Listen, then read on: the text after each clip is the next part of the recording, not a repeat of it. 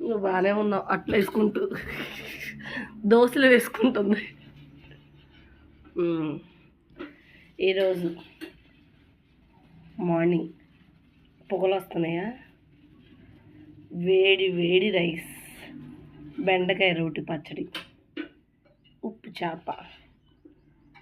ఇలాంటి combination food అంటే ఎవరికి ఇష్టమో కామెంట్ చేయండి. చూడండి పొగలు ఎలా వస్తున్నాయి. వేడి వేడి దోశ. ఎవరికి ఇది? సంతుగా? నీకా? సరే అయితే. సంతు బ్రష్ చేయలేదుగా, మనం తిన్నాక వెళ్దాము. వాడు తినేస్తాడు.